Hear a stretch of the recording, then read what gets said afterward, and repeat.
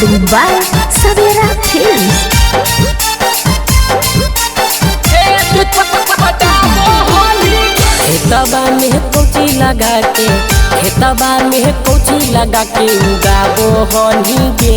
हाँ उगाबो हनी गे तके कर पाई से तू खेत छोड़ी पटाबो हनी गे तके कर पाई से तू खेत छोड़ी पटाबो हनी गे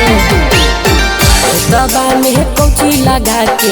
खेतबा में कोची लगा के उगाबो हनी गे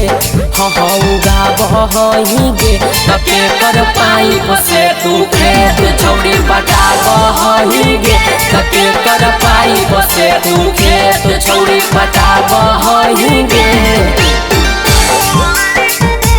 के कर पाई से तू खेत छोड़ी पटाबो हनी गे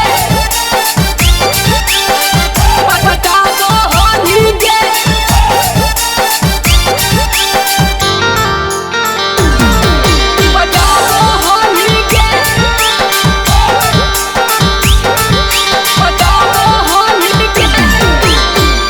करा से यार पर तू ठार लग बनी गे हमरा बिन बतैले अपन खेत पट बनी गे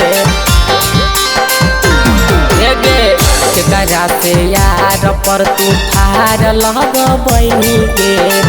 हमरा बिन बतैले अपन खेत पट बनी गे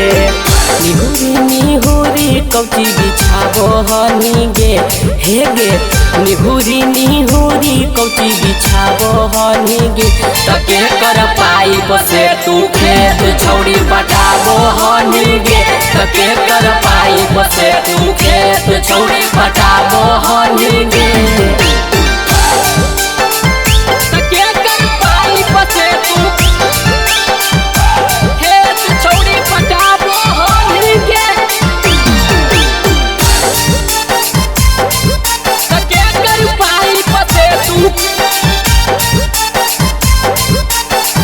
पटाबो हनी गे कई दिन से छौड़ी चल हलो काम गे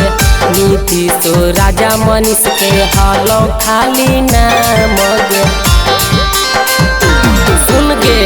कई दिन से छौड़ी चल हलो काम गे नीति तो राजा मनीष के हलो खाली नाम गे टाइगर शंकर के खाली बहलाबो हही गे हे गे टाइगर दिल खुशू के खाली बहलाबो हही गे तके कर पाई से तू खेत छोड़ी पटाबो हही गे तके कर पाई से तू खेत छोड़ी पटाबो हही गे Mixed by Savera Films.